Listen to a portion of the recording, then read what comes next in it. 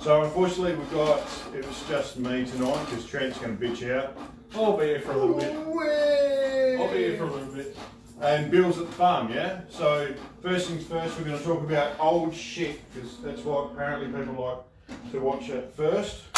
And then we're going to talk about other stuff, important stuff. So Bill likes to talk about Australian history a lot, and obviously there's a lot of history that's not Australian history in relation to wars and guns and that sort of stuff. Specifically, Bill's got quite a broad knowledge in wartime firearms and that sort of stuff. And he likes 303s, and he likes to shoot 303s competitively and that sort of stuff. And I've never really had that much of an interest because they shoot like shit, relatively speaking. So I much prefer Mauser rifles. Now there are advantages and disadvantages to both, but I'll just show you my rifles. This is the rifle that I've been shooting since I started shooting, well, back when I was shooting military rifle, because I don't shoot military rifle anymore. Very rarely. I'd like to get back into it, but this is a Mauser 96, so Carl Gustav manufactured. Can you even call this a wartime? Because they never even actually fought in the war, did they? Who? The Swiss? The Swiss, no, Swedes. The Swedes volunteered on a couple of arms. Yeah, the Swedes did. They fought. Yeah, Swedes did, not Swiss. What's the Swiss? Oh, the straight pull's the Swiss rifle. So the Schmidt-Reuben. Schmidt-Reuben, yeah. Quality. Which is what Matty Lewis, who has actually won the West Australian military, like, Queen's Championships, or whatever they call it, won it several times with the Schmidt-Reuben. So it's a very accurate firearm, straight pull, very quick. But technically not really. 7.5 by 55. 7.5 by 55, yeah. So it's the same length as the 6.5 by 55, but the case is actually fatter at the base. So instead of being 12mm, it's actually ½ inch at the base. I mean, the Swiss are a little Trivia bit for weird. you? I mean, what else do they do? I mean, they don't really do a lot else except for make chocolate, look after the Pope, and everybody's money. What? The Swiss Guard? The Swiss Guard look after the Pope. Yeah, right. Yeah, They don't do striking uniforms. So this is a 96 Mauser, obviously designed by Mauser, 1896. This one's actually manufactured in 1907. It's still got the original barrel in it. And they got a little thread on the end. For those people who don't know, these were not for muzzle brakes or silencers or anything. The threads that were on the end of these were for when you were shooting wooden bullets. It would strip the wooden bullet off, and make it kick like a standard rifle, so you could shoot sort of blanks in training and that sort of stuff. But the interesting thing about this is that it's got a single point sling. So this sling, it's like a standard sling. Obviously you'd have to loosen it off to use it as a double point sling, but the bottom one clips off. And the advantage of this, the Springfields had a very similar belt.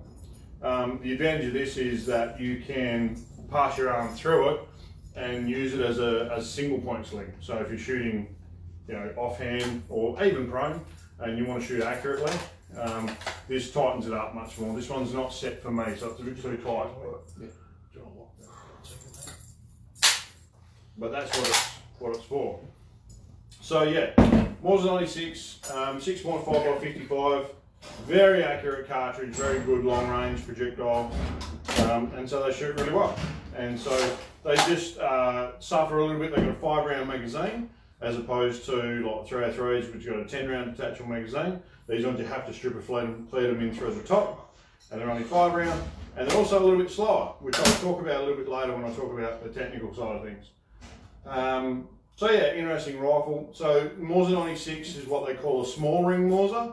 So the action is the same diameter all the way along. The other Mausers, the Mauser 98, is commonly known as the large ring Mauser. So the front ring on a Mauser 98 is larger in diameter to take extra pressure. Also, you can get a bigger thread in there to thread the barrel in. But otherwise, they're relatively similar. So the other major difference with the Mauser 96 is that it's cock on close. So you can't put the bolt handle down. You've actually got to force the bolt forward to be able to put the bolt handle down. Yeah. So most guns, like the commercial guns, you fire them, and when you lift the bolt, they cock the gun. Not with the 96 Mausers. When you lift the bolt, they don't cock the gun. They just withdraw the firing pin a little bit to allow you to get the case won't stick on the bolt face, so it'll eject. You cock them when you close them. Yeah. So, whereas the Mauser 98 cocks when you open the bolt. Yeah. So, nice big straight bolt handle. Billy will tell you that these are really, really good if you get a stuck case. You can just stand on the gun and kick it open with your boot. So stuck cases, no problem with the Mauser 96. And they've got a big claw extractor that runs down the side. So you rarely have extraction problems or ejection problems or anything like that. As opposed to the 303. So the 303s have just got a pissy little extractor on them. And they can fail, and they have failed. We see quite a few of them that have failed. They're cock on close as well. And there's advantages and disadvantages to that. So, but definitely it's a it's an older style of cocking mechanism. Everything nowadays is pretty much cock on open. Whereas the Mausers have the locking lugs on the front in that big ring that I spoke about, the front ring, or the small ring Mauser in that case. The 303s have the locking lugs at the rear. Yeah.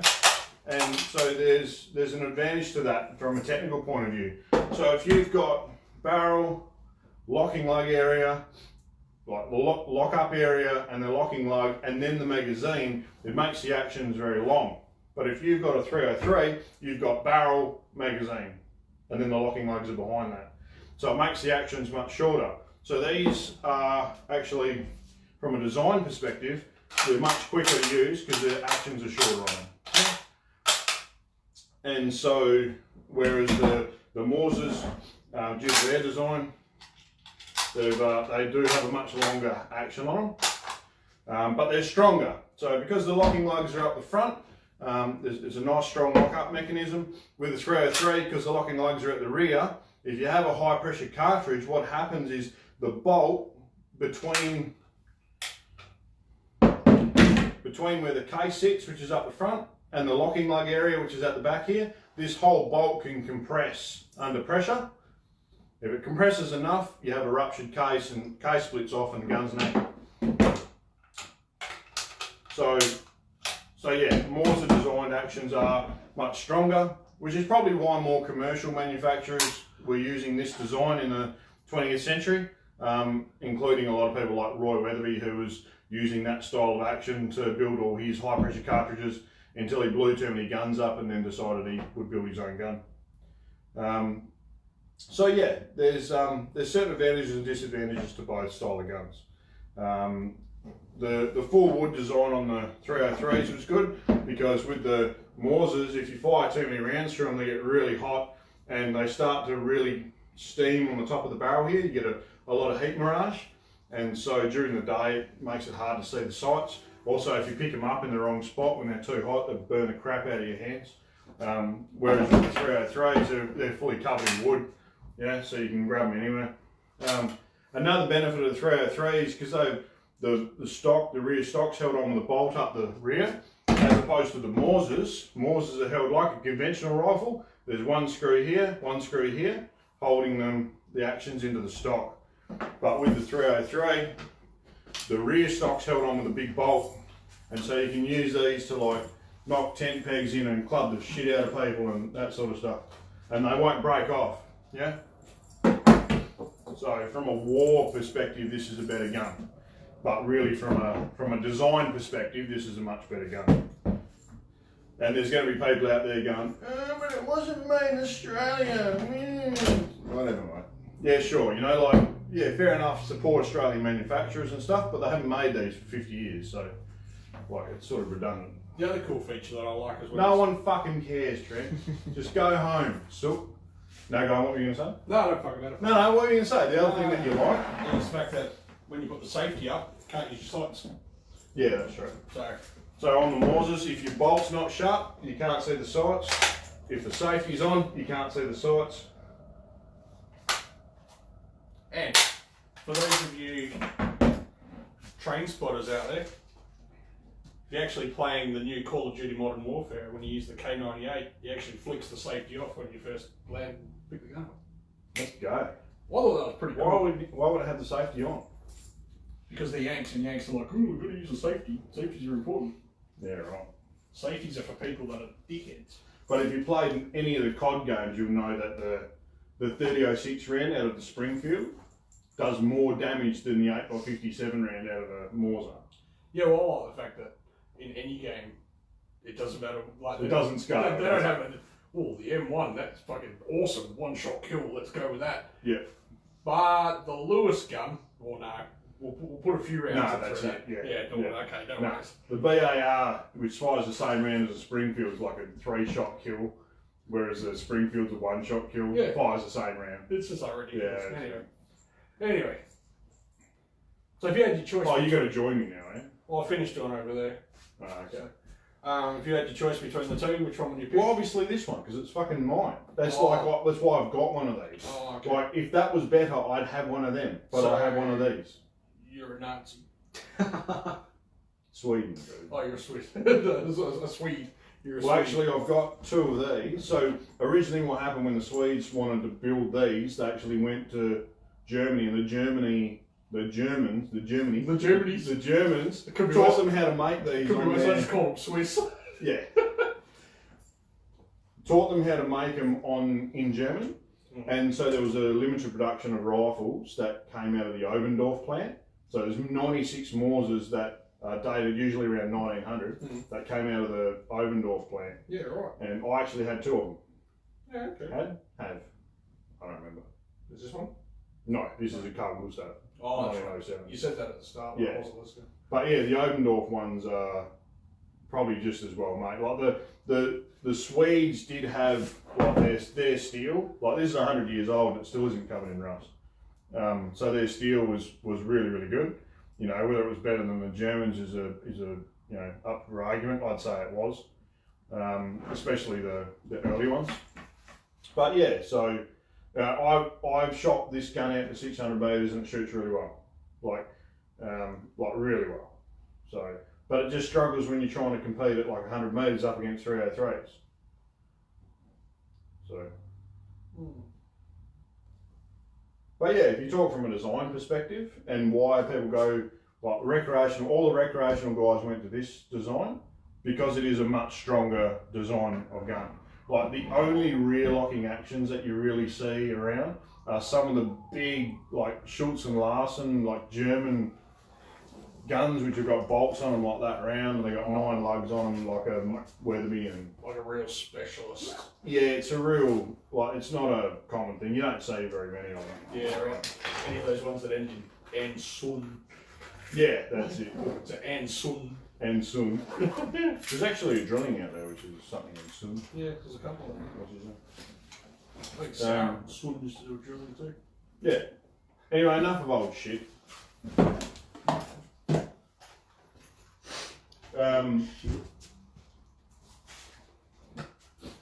So there's a couple of people who are giving us some hate online. It's like, oh, don't advertise them because then they'll ban them. Well, fuck me. Like our whole industry can't just live in fear of people banning what we sell. Otherwise, I'd never advertise anything. Yeah. But this is a 10-shot magazine for a shotgun, and 10-shot magazines have been around for a long time for shotguns. So it doesn't really seem. I don't see why they would ban one of these over anything else.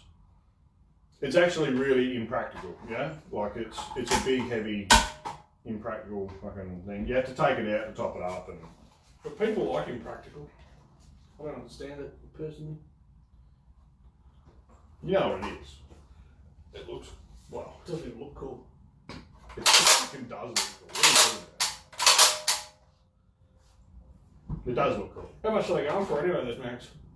I think we're doing them like a pre-order price of $145. Yeah. Once they get here, they'll be more expensive. Yeah, right. Yeah, but have you ever been shooting, missed a fox 5 times with one of them and gone, oh fuck, I wish I had Wish another I had a mag. 10-shot. I wish I had one more round. I wish I had a 10-shot. I'm going to put it out there, Ross, that I've never missed one fox 5 times. You probably, I'm not going to fucking say it while you're on live, but anyway. If I missed a fox 5 times, I'd I just would give it just a go. fucking I do that to my off the own back of head. you. Or it's even good for the guys that chase pigs on quads. Why Can't fuck be. around reloading when you have 10 rounds? That's it. I'm not saying they shouldn't buy it. Buy it, by all means. No, it just pissed me off that there's certain sections of our sport who think that we should be hiding in the shadows. Yeah, that we shouldn't talk about what we do. That we shouldn't advertise anything. That it's just going to get it banned. No, it's just such a it's almost an admission that they think that what they're doing is illegal. Yeah, all wrong. Yeah, that it's like, oh, what I'm doing is wrong, and so I won't talk about it. No, what we do as a sport is entirely legal. And yeah, sure enough, there's certain minorities within society. You got to go. Yeah. All right, mate, take it easy. Catch you. See you tomorrow. Oh, see you in the morning. There's sections, there's minorities within Australian society that perhaps would like to see these mags burned, but there's also the sort of people that would want this gun ban, would want that gun ban and that gun ban and that gun ban. Like, what it's going to come down to is, and you'd like to think it would come down to sensible policy, and political debate on these sorts of things. No, it won't. It'll go to Gun Control Australia, who... Well, but that's the thing, is that it goes to who screams the loudest, and that's wrong. Yeah. As a society, we should be looking at the figures and the numbers and that sort of stuff, and actually thinking about it practically. Judge it on its merits. Yeah. That doesn't happen. You think about the person that would want to do the wrong thing. Do they really want that? Well, how do you hide that? No one wants that. You know what I'm saying? And I never held up the lid cafe. Ooh. Yeah, well, that's the thing. Like, Too soon? maybe if he had a detachable magazine, they would have picked him up on the way in, because he would have had this thing sticking out the top of whatever bag he got. Oh, that doesn't look like you're going to buy some chocolate, sir. What's that? So, not that we want to talk about Lynn Cafe too much, because it was a terrible thing. That was a terrible thing. But anyway, that side of the debate, I don't think it's helpful for anyone. I don't think it's something that we really need to be, hiding in the dark for and that sort of stuff. I think we should be encouraged as a sport to publicise in a good light what we do, because you do see a lot of stupid shit put on a lot of people doing stupid things on social media. Oh yeah, but that covers all sports though. Yeah, but that's the only stuff that you see. Yeah. Like, But once again, it's the typical mindset of the public and of the media that if it's firearm or firearm based, then it's the firearm's fault rather than the idiot behind it who's done the wrong thing. It's just one of those things that's, until we can change the perception of firearms in mainstream media, something like this is always going to scare someone think of the children Karens. Yeah. Who are out there, that's just what it's going to be.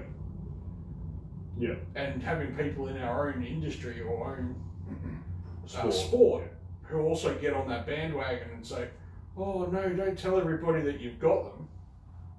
Well, that's nearly just an admission of guilt, that exactly like you said, that they're wrong. They're not wrong, they're not illegal, they're fine. Yeah, there's nothing illegal about Don't worry about it. And surely if there was something nefarious about it, or if it was identified as a problem, it would have appeared in the law reform review of the Firearms Act. Because that was people whose job was to review the Firearms Act and find out where it was lacking, and they didn't talk about any of that. So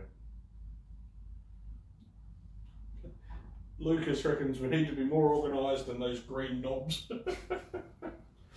Do you know what the funny thing is like the Greenies are a fundamentalist organisation. They're an ideology, yeah. So they're not people who have ideas.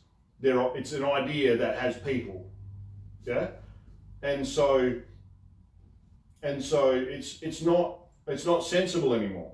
But if you look at their base ideas, yes, it's relatively left wing, and then the ideology takes it far to the left. But they're all about the environment, and so the fauna and flora of Australia being reserved and that sort of stuff, and enjoying the outdoors and you know, there's actually a lot of crossover between what greenies do and what recreational shooters do, but they'll never agree on anything because it's all caught up in this ideology. Yeah, well, they sit there and it's like, they're the same people that'll come in and they've just watched a Disney film with a fox and a rabbit, they talk to each other and, you know, that's their perception of what a fox does, you know. It's not an animal that goes out and indiscriminately kills a wide range of native fauna. They anthropomorphise the fox, yeah, and then they have this Bambi syndrome that they're all good and everything like that, when they're actually one of the most horrible things for the West Australia, or for Australian environment in general. If you're talking about, you know, from a biodiversity point of view, they're a horrible thing. And cats are even worse. Cats are responsible for a heap of extinctions in Australia. I mean, there's probably been, I think there's something like more extinctions in Australia than anywhere else in the world, like as a continent. Yeah, right. I think it's something like 1,000% more than any other continent. Yeah, it's something silly. Yeah, like I don't have the number I hand, but I know it's something to be embarrassed about. You know, particularly as we consider ourselves developed. Yeah, and to hold a grudge against a section of society that wants to try and rectify this. Maybe you haven't got the stomach for shooting an animal. That's fine. And there's no one's asking you to. There's heaps of people out there that don't. There's heaps of shooters out there that don't. Absolutely. There's lots of shooters that will not put themselves in that situation. They just like to go and shoot targets. But someone's got to do it. Not all of us can work in an abattoir either, but we all eat meat. Yeah. You know, that's, I don't know whether I could work in an abattoir. You know, just constant, but until you do it, I don't know. Yeah, well, that's the thing. Yeah, but I can go out and shoot a fox, no worries. Yeah, well, except for that one I missed 5 times and then I threw the gun in the sand. Yeah, that's it. Yeah, I wasn't really impressed with that one. But I think that's a product of urbanisation more than anything else. Like a separation from our rural roots. Yeah.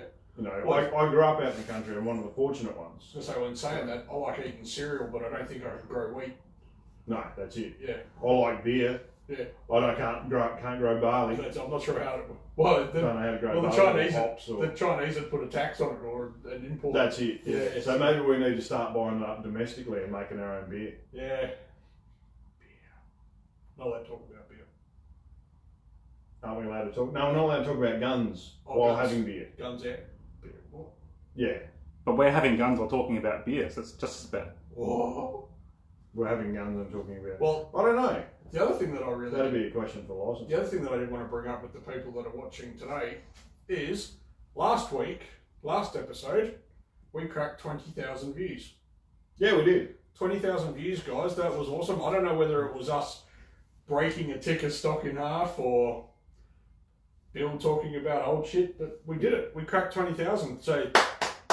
well done, guys. Thank you very much for watching it. Unfortunately, tonight's not as vibrant as last week because Trent's been off all week. I'm still feeling quite fucking average at the moment, to be honest. Yeah. I was thinking about sitting down.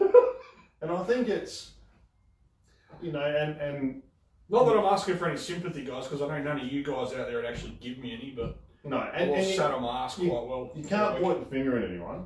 It's probably my fault. It was your fault, yeah. Yeah. I took best part of a week off though. Yeah. To try and because I had it first. It's not the coof, don't worry. It's not the proper coof. It's not the proper. It's just the flu. Yeah? It's just another coof. And so, but it really does sort of push home the necessity of personal distancing people and wearing masks and that sort of stuff. If you're sick or if you've gotten over a cold or something like that, and still doing it. I don't think it's something that we should just be doing for the sake of COVID. Like now that COVID's gone, we don't just go. And go back to where we were. I think it's really a sombering. Our friends in Victoria might not agree with you that it's gone. No, it hasn't gone for them. No, they're still. But this is the thing. Maybe we should maintain our. I did see a good meme about it though. They reckon that Australia's like Spice Girls. Everybody's doing their part except for Victoria. Yeah. Yeah, I thought that was quite good. Does backflips or something, didn't she? Yeah. Which one was Victoria? Posh. Oh, no, she just rooted a fucking soccer player. That's what she did. Well, it's... yeah. It's pretty much what's she famous for besides that? Nothing. Spice Girls. If you are watching though, Victoria, Oh. Do you want to buy a gun? So yeah, no, it's Has anybody been talking to us? So do we want to do something technical? Do you want me to go over some basic? I don't know, but the couch is back for sale apparently. Oh, sweet. Well, those guys turned out to be Yanks, so I've got no idea what the fuck they were on about. But they I were don't know what Yanks. you're talking about. Last week when they is the couch still for sale? Oh, the couch. Yeah, the couch. They were Yanks, were they? They were Yanks. Yeah. Oh shit, we're internationally famous. We're international now, so we've had Americans watching. Appreciate it, guys. If there's not enough, there must Shouldn't be. you guys be at a Black Lives Matter rally or something? Or That dying shows for- that shows dedication, though, doesn't It it? does, yeah. What are you being a racist fuck about? Look, this took a segue then for a second. I just realised what you said. Shouldn't What? you be dying or going to a Black Lives Matter concert or something? Concert, no, rally. Not Rally or concert. something? They don't have concerts. Fucking racist. And he called you a Nazi earlier, so Yeah, but that's almost a cliche now. It's- Calling someone a Nazi. I mean, Yeah, it's kind blonde of. hair, blue Well, I eyes. mean, you must be. You're blonde hair, blue Yeah. eyed, sell guns. yeah. Kids blonde hair, blue eyed. Yeah, what is it? Yeah, tall, blonde, dark, and courageous. Yeah. So tall like Goebbels, slim like Goering, blonde like Hess, and courageous like Hitler. I think was the old. That was the 1930s meme. It was actually an ad in a British paper. Oh, Bruce Davey. No, I'm not 150 kilos, and thanks for asking. 155. I'm not 155 either, you fucking bastard. Go and get the scales then. No, Go no. Do I have my XRS chassis yet? No, I don't. Thanks MkIII. No, I'm pretty certain it's not them. I'm pretty certain it's our friends at Australian Border Force over in Sydney have still got hold of it. on. Why is it in Sydney? Border Force Sydney. Well, because they send it to Australia first. They don't give a fuck where it goes as long as it lands in Australia, and then they sort it from there. Yeah. So yeah, Can we get them? James wants to know Trent or Trump. Who would you vote for? Ooh, I'd vote for me. So you can see. But he did his whole presidency apparently for $1, and I don't have as much money as him, so He didn't do it for $1. What are you talking about? no, that's apparently what he did. He was only going to get paid $1 for his presidency. Yeah, but you see what he did. No, I don't. He had a couple of the events, presidential events over there, moved to his resorts, so he got paid for it. There was like a European summit that he was attending that he got the place or tried to get the venue moved to his golf course, so he got the money for that. Oh Like, yeah, it's just he the, lied in his just own the pockets. just the out and out abuse of his presidential. He probably powers. owns the Mexican construction companies that have been tasked with building the wall. So the Mexicans, they actually want to build the wall now. They're like, keep COVID out.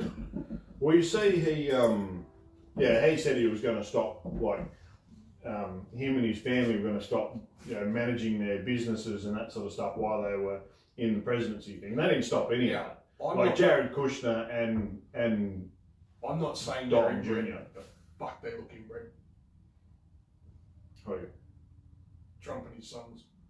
Because they're all from different mums, though, aren't But they all look the same. they? Yeah, because it's the same dad. Yeah, but like proper the same. Like they've got claws or something. All right.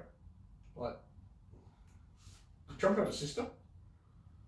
I don't know. Might have. Oh, I'm not going to talk about his sexual exploits or the attractiveness of his children, but Fair enough. I don't think I should be commenting on the attractiveness of anyone. Well, you got to think about it in a confident manner.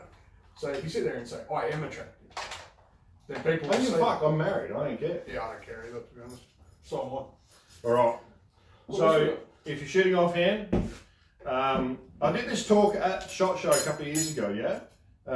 So there's 5 main marksmanship principles. The basic marksmanship principles, this is the first thing that we teach in the marksman course. Obviously it's a very small section of the marksman course, we extend it right out, but this is the basics. Everyone needs to know the basics in order to shoot. What are you laughing about? Teddy reckons me and you look the same. In what fucking world That's do we look fucking the rough, same? eh? He looks like a hairless gobble so it's a little bit hard. Well, he's a 5'1" bloody Sicilian. Who does he go for? The Dockers They're all or the the Eagles? Is he a Dockers man or an Eagles? He's man? Dockers. Yeah, so he's probably still angry about last week, yeah? I don't know what happened last week. Well, they lost.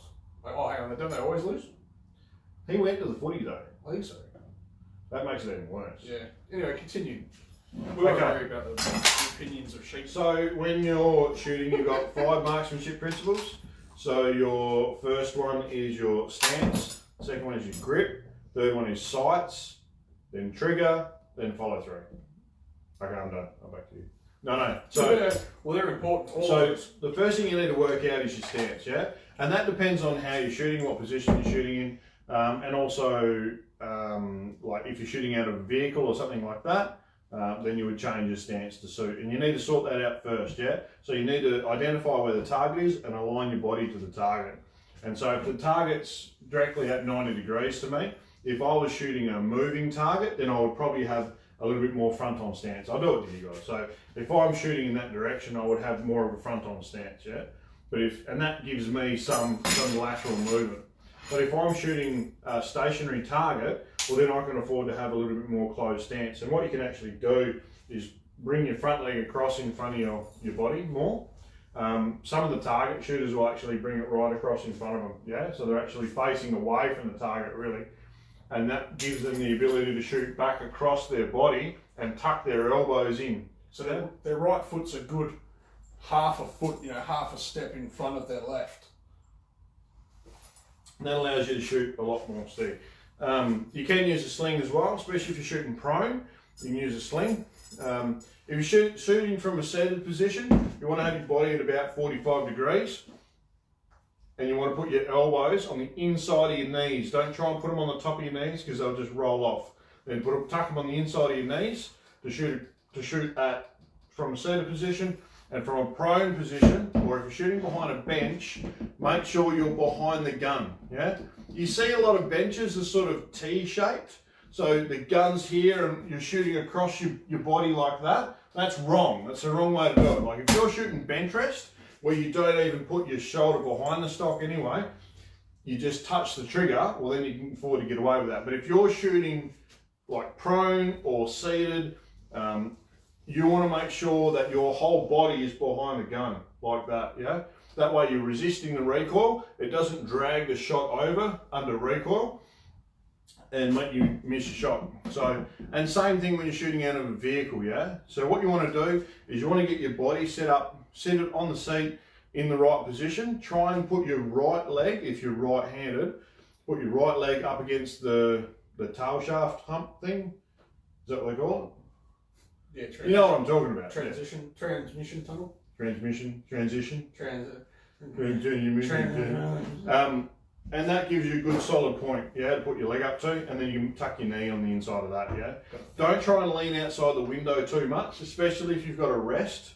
Allow the gun to sit on the rest, and your body to stay inside the car itself.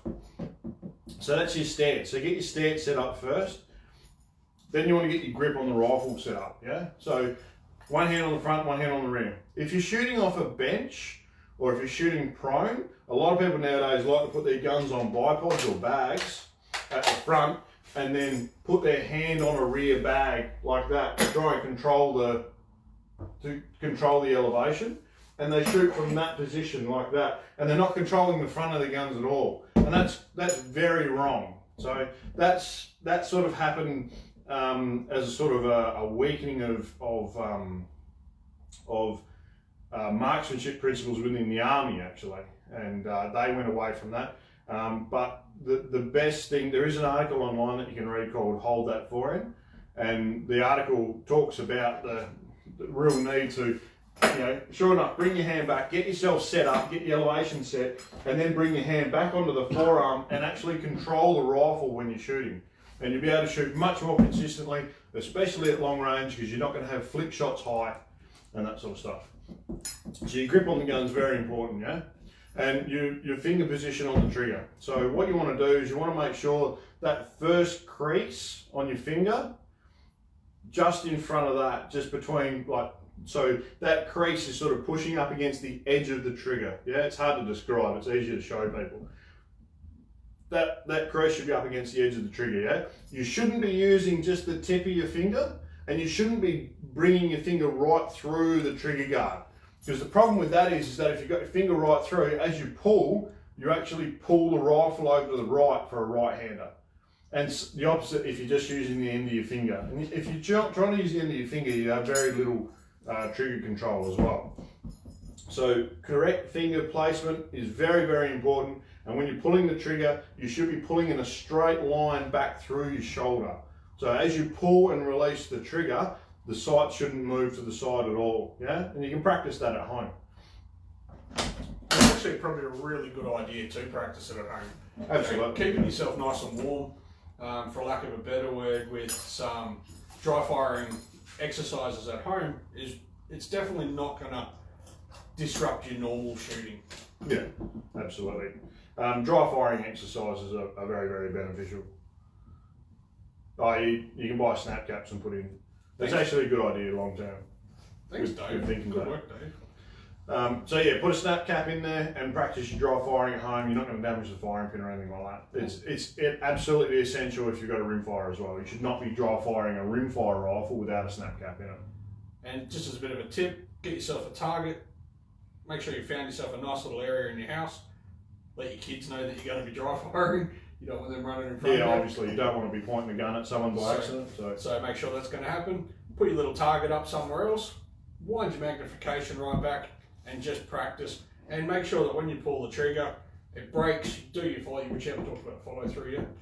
But no, continue on. Trigger, make sure you follow through. I've yep. gone through the first two. Yep, and then make sure that the crosshairs don't move on that target. Yep. So once you get your stance and your grip set up, you get your finger position right, the next one's your sights, yeah? So you should be looking down the sights. If you've got open sights like this, you really need to concentrate on the front sight, yeah? So the target needs to be not in focus at all. And a lot of people are going to be thinking, oh, how do I know where to shoot now? If you're looking at the target, it means you're not looking at the sights, and you can have an angular error where the sights are misaligned slightly, and that's going to have a huge error, yeah? But if you're looking at the sights and the target is behind them, it might be blurred slightly, but you'll be able to see where it is. You're going to be able to shoot much more accurately because you can align your sights so they're perfectly level. You've got perfect light gaps down either side of the front sight, and that's how you shoot the most accurately, yeah?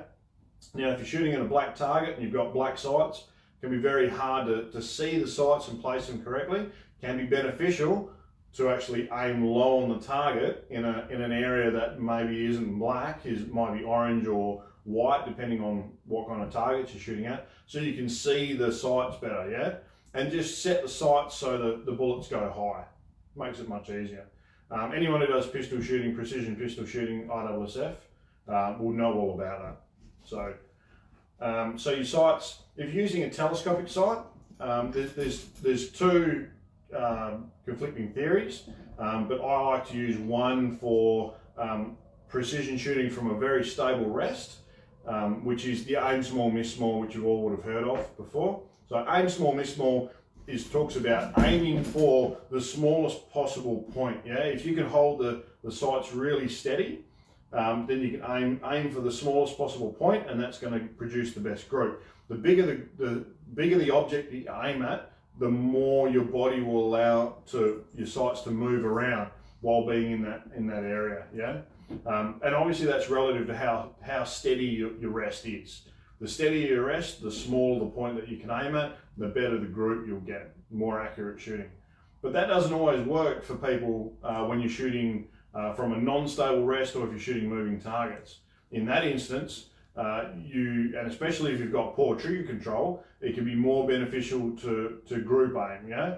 And so what it is that if you can't hold the gun perfectly steady, you need to identify an area that is acceptable for the round to go off in. So obviously, if you can't hold dead steady on the chest or the head of a kangaroo, then maybe a chest shot is allowable or beneficial for the sake of humane destruction, and so you can be reasonably happy with holding high on the chest on a kangaroo, and that as long as you're in that area, if the shot breaks, then you'll be happy. And so what you need to do is you need to identify that area, and then you need to be able to hold within that area and slowly squeeze the trigger until it breaks. The problem with using the aim small, miss small technique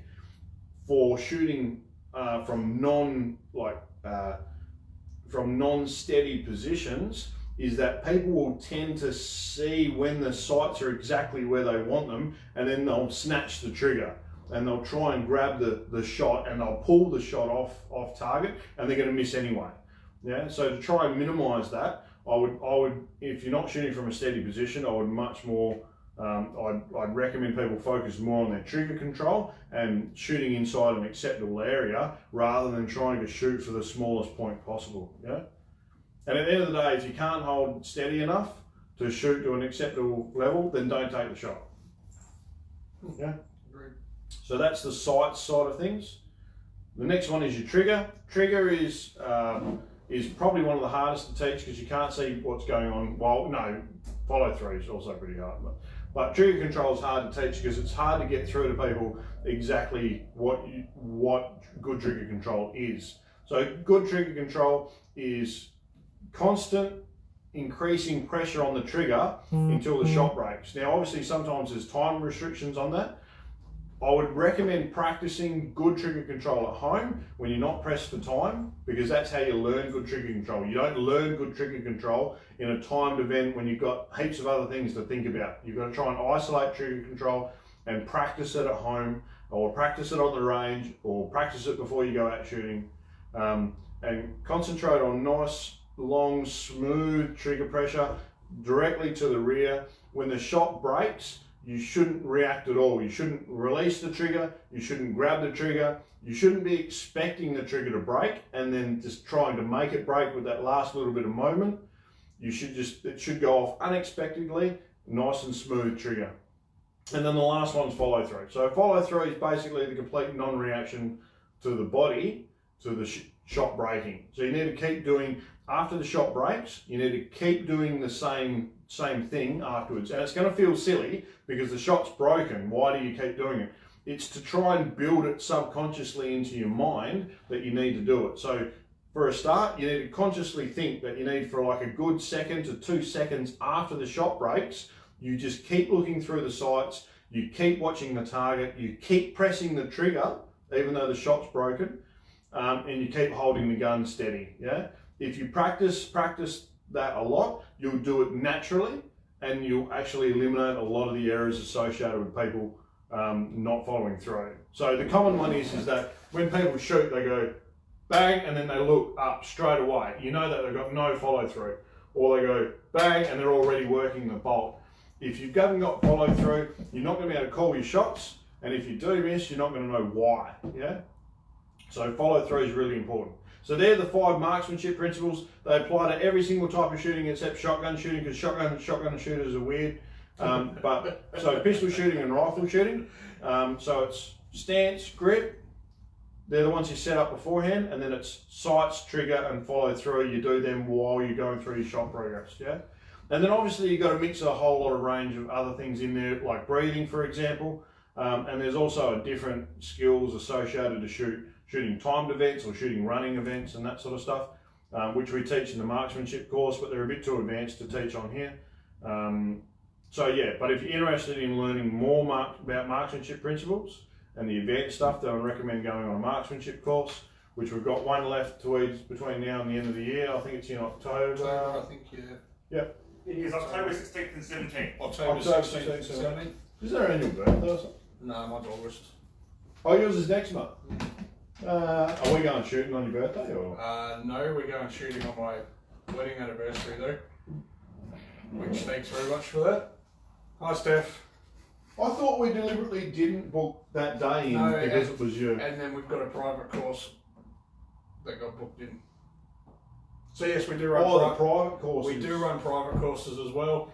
They're a little bit more expensive, but we can run them just for you and your dad. Well, they don't have to be, because if you want a private course for 5 blokes, we'll actually take 10% off. Yeah. But if you just want to, you and your dad, you and your mate, you and your wife, you and your dog, I don't know, then what are we doing for? $12.50, I think, for the 2 days. Yeah. But yeah, if you want to get a private course with, say, a group of you and your mates, then obviously we look after you a little bit better with those prices. Yeah, if you've got a group of 5 blokes, you can book out a course, so it's just you guys. I won't bring anyone else on the course. Yeah. And then go from there. And they're $7.50 each. Yeah. So Unless you book 5, you get 10% off, so it's $6.75. $6.75 each. So there you go. That'll work. Sweet. But yeah, getting back to what you're saying, big thing, consistency. Yeah, absolutely. The more consistent you are with all that stuff. Well, it's not then just it's gonna consistency, No, because it's- you're consistently shit. Yeah, and so you're always going to miss in that instance. Those that can't do teach. That's it. No, there's consistency is the key. Like, you need to have good technique, but everything needs to be exactly the same shot after shot, and that comes down to more advanced principles like breathing and that sort of stuff. Once you can develop those skills, it's going to get you much more consistency, and so yeah, you can shoot much better in that respect. Oh, Steffi's watching just as that. Hey, Steph. Hi, Steph. Sorry. Indeed. So we're going the private courses on your anniversary weekend. Well, it's on the anniversary weekend, yeah. Maybe that couch is still for sale. Which day is your anniversary though? Is it Saturday? Or? August 4th is what it is, and then we're going August 7th and 8th. So So it's not on the anniversary. well, that's right. I'll just have the 4th off anyway. I'll take her out. Just for take the lunch. 4th off. Yeah, I'll just take her out for lunch. Look at me go. Take her up the hill with a Chico roll and Yeah, and I'm glad you changed that to take her up the hill. When you got to take her up, I went, well, where's this going? Where's this going? Here we go. This is about to get X-rated. Yeah, that's it. No, it's the anniversary, not Yeah. your birthday. That's right. So, yeah, that'd be So yeah, nice. if you want to pre-order magazines, we've got a heap more ordered. They are a few weeks away, unfortunately. We thought we were going to get them a bit earlier, but they've been very, very popular. But if you want to pre-order them, pre-order is $40 to get them at the $145 price. Into the Otherwise, they'll be more B230. expensive. So just give us a ring tomorrow. We're open 9 till 4. I won't be here, but he will, and so will Ross. If you want to pre-order one, it's just $40. Get your name down. It's the only way to make sure that you get one.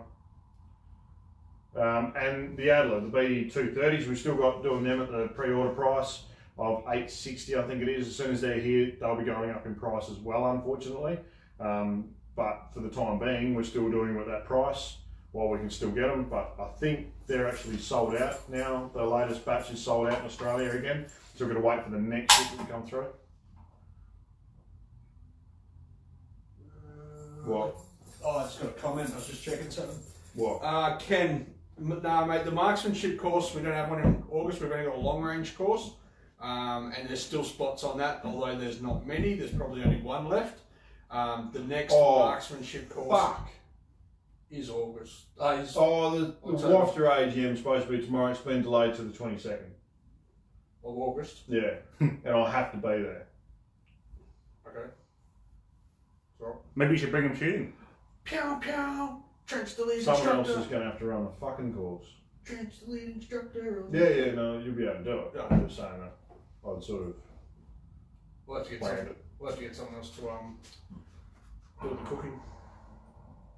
That's right. I might be able to go out there for the first day, No, what's that? Oh, it's Friday, Saturday. Friday, Saturday. Oh, yeah. I might be able to come home Friday night. Yeah. Anyway, we'll keep talking to these Yeah, guys. anyway. Because that's all the heavy lifting's done on Friday. Ken, he did me long range. Then yes, I do have a spot available. Give me a call tomorrow if you want to get it, mate. How many spots you got left? Probably one. I've already got 4, so that'll Well, be you only 5. got one, yeah. Yeah, I can. If I'm not there, I'm not going to run more than. Don't run more than 5. Yeah. Alright. So yeah, one spot left. Ken, give me a call tomorrow if you want it. We'll go from there. What else we got left? Jake's been picking on me again. Thanks, Jake. Ken, what caliber did you want to go to the long range course with? Ken said Just out of interest. he can cook. Ken can cook. Ken can cook. No, you're there to enjoy yourself, mate. You're there to learn some stuff. We want you concentrating on the content because it is quite a thick content course. You know, like what's a better word for that? Thick. No, it's thick as in. There's a lot of information. Yeah, there's a lot of info. Yeah, that's a better way of saying Yeah. it. So you need to concentrate on what you're doing. So no, we'll have someone else out there cooking. So Yeah. it's all good. And that's But alright. I appreciate it, mate. Thanks very much. What's 6.5 Creedmoor. Perfect. Excellent. Yep. The only downside of those is putting your hat on and not messing up your top knot. What's up with, I don't know what that means. 6.5 Creedmoor's a really good round for long range shooting. It is, it's brilliant. Absolutely brilliant. So there's a, like, certain calibers are better for long range shooting, but the better a caliber is for long range shooting, the less you learn on the course. Because you want to challenge yourself on the course, yeah? Like the course, on the second day of the course, you're going to be doing a lot of long range shooting. And a lot of people want to be successful, yeah? They want to hit the targets and that sort of stuff. But if you're just hitting the targets because it's easy, because there's no wind or because you've got really good components and that sort of stuff, you're not learning as much. But it is more fun. Some smart people once told us though, that all we have to do is make the targets smaller. And bring them closer. And bring them closer. If that's your way of thinking, you are naive to the requirements of long range and the skill and the fun of long range shooting. I'm not allowed to say who it was though. Police licensing. Oh, police licensing said just make. Oh, you don't need to do long range shooting. Just make the target smaller. That is the most ignorant thing. All right, kid. I'll see you on Wednesday, mate. Let me know right now. Do you want me to? I'll put your name. I'll pencil it in. If you want the spot, let me know and I can do it. Alright, cool. Do we have any questions from last week? We're bad at this, but you've been off all week. Yeah. So it's not really fair. Like, I've been here with Ross. Yeah, and we had a lot of people asking about a couch. Yeah. I'm not sure what that was about, but that was good fun. And these Yanks just kept crapping on about, oh, I've got a Glock. Well, I don't know, whatever Glock I can't have.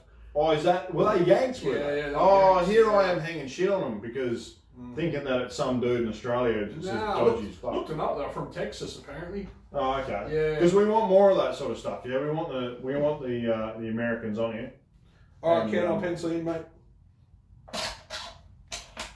So, and the other thing is, we've been asked a lot recently about the magazines, whether these are legal in New South Wales and whatnot. Now, I'm not 100% sure on the legislation in New South Wales in general, but I'm fairly certain that on a Category A shotgun like this, a 10-shot magazine would be allowed. I don't think they allow anything bigger than a 10-shot mag. Yeah, I don't think you can have in New South Wales. Yeah, I don't think you can have like a 15, 25 round mag. Yeah, right. That'd be something that some of our New South Wales friends would have to tell us. Yeah, yeah. Or I'd have to research it myself. Like I probably should. Yeah, it's Facebook. Someone will tell us. Well, it's Facebook. I should just make it up. I didn't have to weigh myself. No one's Everybody going to just call me. assumed what fucking weight I was. So yeah. Your weight is very fucking heavy. Yeah. Not very nice, to be honest. What did someone say? You got on the scales and said, please one at a time. Not very nice. Not very nice at all. It was funny. It was funny, I'll give it that. Yeah, it was funny. Yeah.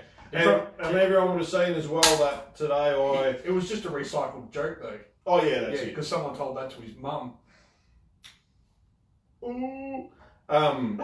So everyone would have seen as well that I haven't been on Facebook for like 10 years because I've been doing the business one. But I have decided to get my own Facebook account again. I couldn't remember the password to my old one. What he really likes is comments at about 2 o'clock in the morning. Yeah, beautiful. Do it. I don't care. My phone's always on silent. I've got a 2-year-old. I can't afford to wake that thing up. Oh, that's right. It's easy. 0406. Yeah. 07 3621. What do you guys think of a cheap Moss and Nagant? Yep, cheap. What do you guys think of a cheap Moss and Nagant? Not a lot. Not much. Yeah. Should ask Ross. Ross has got a cheap Moss and Nagant. It's like rooting a fat chick, yeah? Really good fun, but don't tell your mates about it. Righto. Was that not? I've never shot a Moss, so I'm not really sure if I want to compare the two, to be honest. I'd imagine it's probably No, they're horrible things to shoot, yeah? Oh, I'd imagine little short barrels, they got a big red flame that comes out of them. They're just nasty things, yeah? Well, the only problem with shooting a Mosin is you've got to have your mate that carries the ammo. Oh, yeah. So the gates. Or you just got to fix bayonet, stab him and take his ammo. Is that what you're supposed to do? Yeah, something like it. Pete wants to know if we're breaking any stocks tonight. I mean, if you want to donate one, I'd be happy to. I don't know, but that ticker one that went. let go. Didn't Yeah, it? there was about 5 pieces of that, so I was pretty impressed by that, to be honest. No, I'm not looking around. I can't see anything worthwhile breaking, to be honest. No.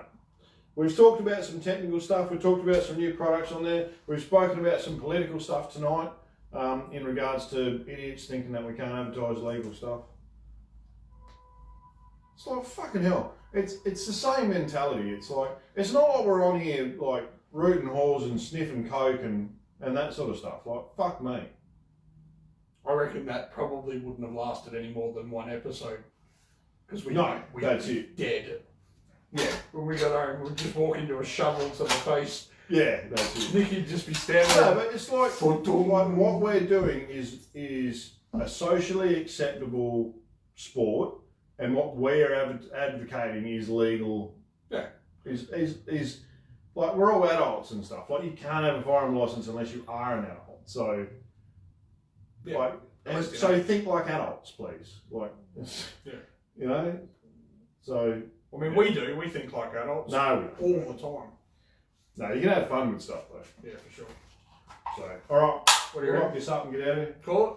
All right, you do that. I'll do that. Thanks very much, Thanks guys. very much, Have a guys. good weekend. I'll Really see you interested to tomorrow. see if we can hit 20,000 again, because that's a huge number of people. You think about it, it's like 1/4 of the shooting population of WA. And I'm not saying we've only got people from WA. We've got people from everywhere. But I'm just saying it's a lot of people. And next weekend, or what is it, Friday? Right. Next Friday, tune in because I will be having another giveaway. Well, fuck, it's been ages since you've done one. I know, and I want to do another one. Lazy fuck. I want to do another one. No, I don't want to give All away right, stuff every week. because we've both been crook, good chance that neither of us are going to be crook next week, and so we'll actually be prepared for next Friday night as well. Well, we'll still be here. I don't know about prepared, but we'll be here. But let us know if there's anything in particular that's happening in the industry right now that you'd like to know some more information about. But yeah, giveaway next weekend. Next week. I don't know, whatever, episode. Cool, catch you guys. Catch ya. Bye.